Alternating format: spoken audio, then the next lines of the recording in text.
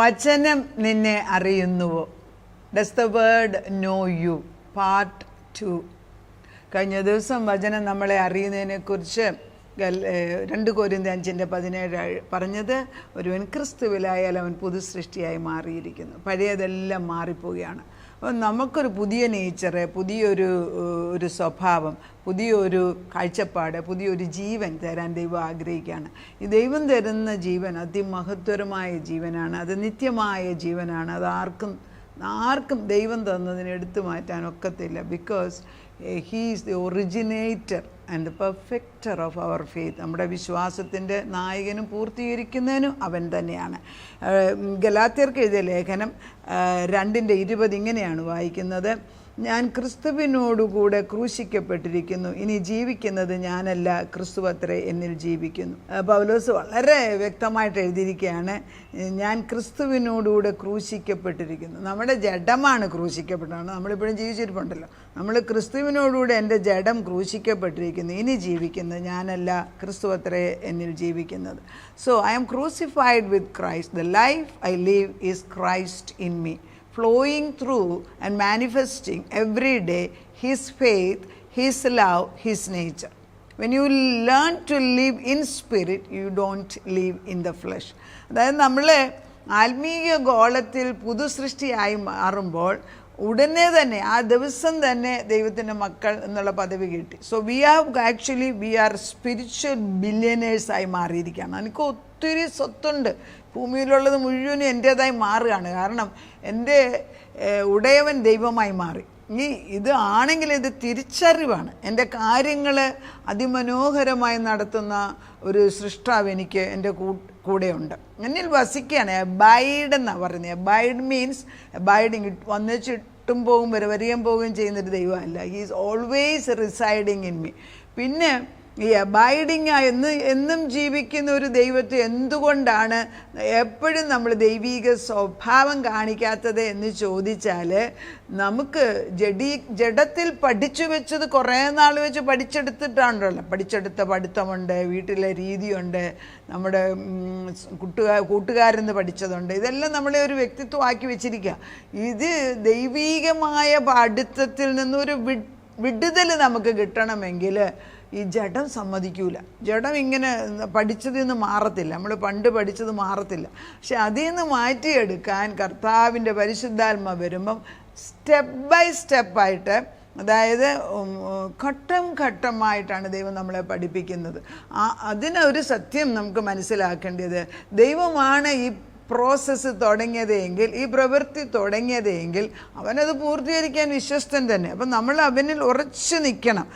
1 കൊരിന്ത്യർ 1:30 പറയുന്നത്, ക്രിസ്തുവേശുവിലാണ് നമ്മൾ ഇരിക്കുന്നത് യേശുവിലാണ് എന്നുള്ള ബോധം എനിക്ക് നിങ്ങൾക്ക് ഉണ്ടാകുകയാണ് എങ്കിൽ അതൊരു വലിയ അനുഗ്രഹ പദവിയാണ്. 1 കൊരിന്ത്യർ 1 these are all very important verse, അതുകൊണ്ട് വായിക്കാതിരിക്കാൻ വയ്യ. 1 കൊരിന്ത്യർ 1:30 ഇങ്ങനെയാണ് വായിക്കുക: നിങ്ങളോ അവനാൽ ക്രിസ്തു യേശുവിൽ ഇരിക്കുന്നു.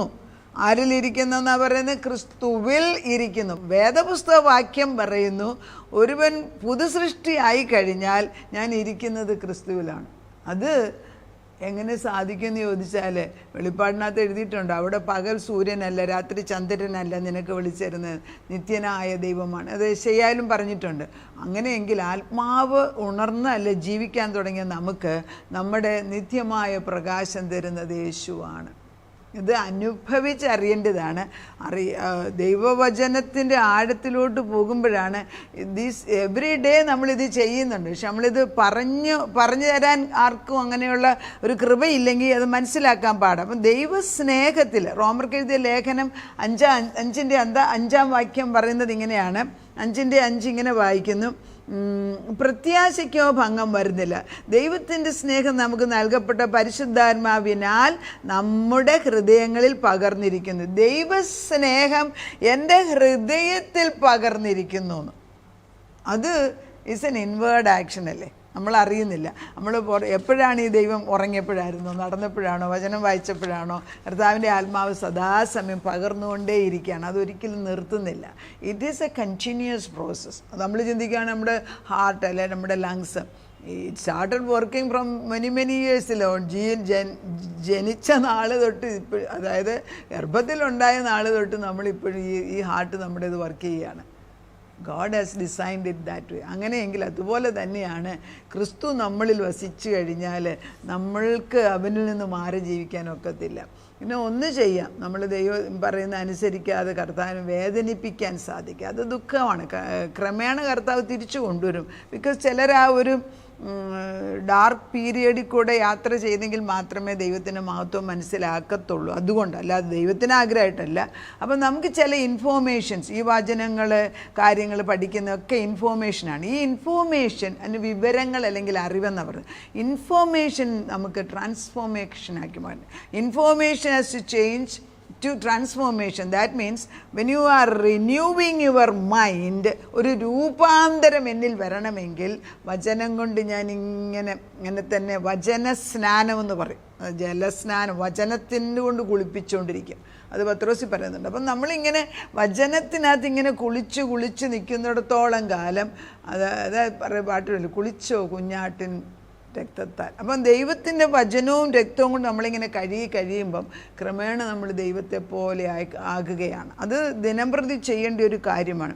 ഈ റോമർക്ക് എഴുതിയ ലേഖനം 10:17 പറയുന്നത് ഇതെങ്ങനെയാണ് സാധിക്കുന്നതെന്ന് ചോദിച്ചാൽ, വിശ്വാസം എങ്ങനെ ഉണ്ടാകുന്നു? വിശ്വാസം കേൾവി മൂലം. എന്ത് കേൾക്കണം? ദൈവത്തിൻ്റെ വചനം.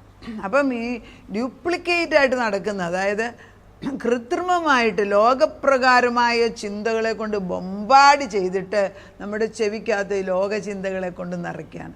നമ്മൾ ചുമ്മാതെ ഇപ്പോഴത്തെ പുതിയ കാറുകളൊക്കെ ചുമ്മാതൊരു ബട്ടൺ ഇട്ട് കഴിഞ്ഞാൽ കാർ ഓടിക്കുക എളുപ്പമാണ്. അത് കഴിഞ്ഞിട്ട് ചുമ്മാന്ന് സ്റ്റിയറിംഗ് പിടിച്ചാൽ മതി, ബാക്കി എല്ലാ കാറ് തന്നെ ചെയ്യുന്നുണ്ട്. അതുപോലെ തന്നെ അതിനകത്ത് മ്യൂസിക് തന്നെത്താനെ സ്റ്റാർട്ട് ചെയ്യും, അല്ലെങ്കിൽ ന്യൂസ് ആയിരിക്കും. ഇതൊക്കെ തന്നെത്താനെ already it is in the car.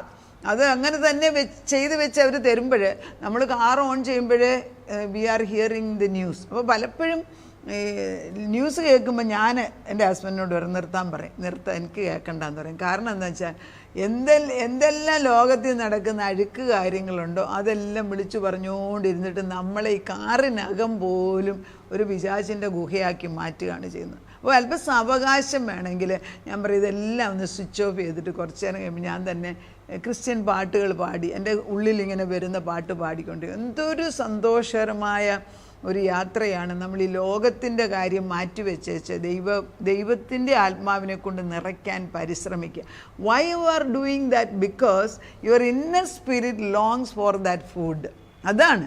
അപ്പോൾ ഈ വിവരങ്ങൾ, ലോകവിവരങ്ങൾ കൊണ്ട് നമുക്ക് വലിയ പ്രയോജനം നേടുന്നില്ല. പക്ഷേ ദൈവികമായ വിവരങ്ങളും ലോകത്തിൽ അറിയേണ്ട കാര്യങ്ങൾ അറിയുകയും ചെയ്യുമ്പോൾ, അറിയേണ്ടത് വളരെ കുറച്ചേ ഉള്ളൂ കേട്ടോ, ഒത്തിരി അറിഞ്ഞിട്ട് കാര്യമൊന്നുമില്ല.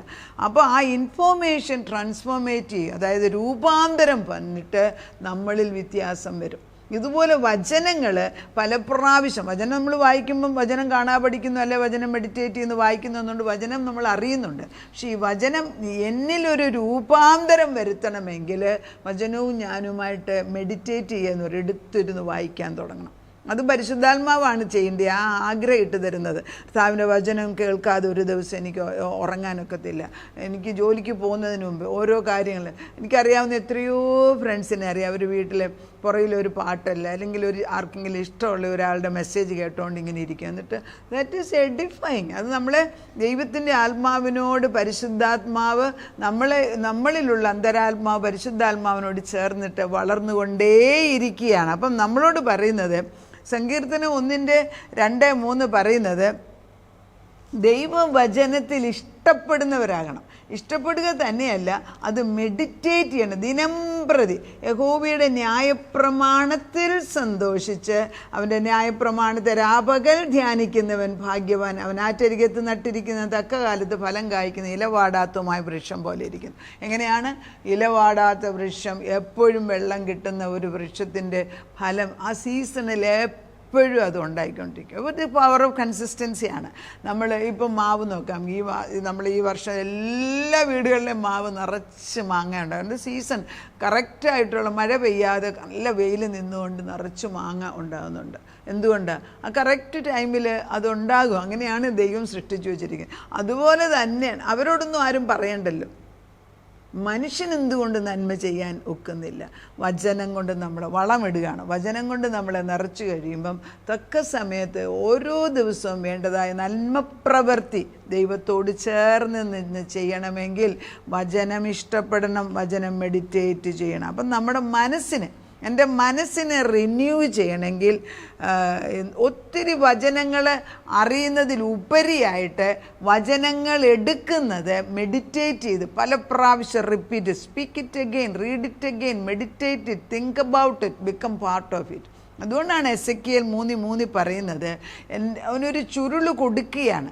നമ്മളിലൊക്കെ ദൈവം ഒരു ചുരുള് തരികയാണ്. ആ ചുരുള് വായിലിട്ട് ഭക്ഷിക്കാൻ പറയുന്നു. അതിന് 3-ാം അധ്യായത്തിൽ പറയുന്നുണ്ട്, ചുരുള് ഞാൻ വാങ്ങിച്ചു ഭക്ഷിച്ചു. ഭക്ഷിക്കുമ്പം ഈ ചുരുളെൻ്റെ വായിൽ നല്ല മധുരമായി മാറിയെന്ന്. പക്ഷെ വയറ്റിൽ ചെല്ലുമ്പം കഴിക്കും. കാരണം എന്താ വെച്ചാൽ നമ്മുടെ ജഡത്തിൽ പിടിക്കൂല. കണ്ടിന്യൂസ് ആയിട്ട് നമ്മൾ ചെയ്യുമ്പം ഈ വചനം നമ്മളിൽ ക്രമേണയായിട്ട് ക്രിയ ചെയ്തുകൊണ്ടേ ഇരിക്കുന്നതിനാൽ വചനം നമ്മുടെ മുഖത്ത് റിഫ്ലക്റ്റ് ചെയ്യാൻ, അല്ലെ പ്രവൃത്തിയിൽ, നമ്മുടെ നടപ്പിൽ, ചിന്തകളിലൊക്കെ മാറ്റം വരുത്തിക്കൊണ്ടേയിരിക്കും. ഇത് വളരെ പ്രധാനപ്പെട്ട ഒരു പോയിൻ്റാണ്. ഇത് എത്രമാത്രം നമുക്ക് ചെയ്യാൻ നമ്മുടെ മക്കളെയൊക്കെ നമ്മൾ എത്ര തീക്ഷ്ണമായിട്ട് നമ്മൾ സ്കൂളിൽ വിടുന്നു, പഠിപ്പിക്കുകയൊക്കെ ചെയ്യുന്നു. പിന്നെ അവരെ മ്യൂസിക് പഠിപ്പിക്കും, ചിലർ ബാസ്കറ്റ് ബോളിന് വിടും, ചിലർ വേറെ സ്പോർട്സിന് വിടും. അവരെ എൻഗേജ് ചെയ്യാൻ അത്രയും തീക്ഷ്ണതയോടെ ദൈവവചനം നമ്മുടെ മക്കൾക്ക് വേണ്ടി നമ്മൾ തീക്ഷ്ണമായിട്ട് കൊടുക്കുന്നുണ്ടോ?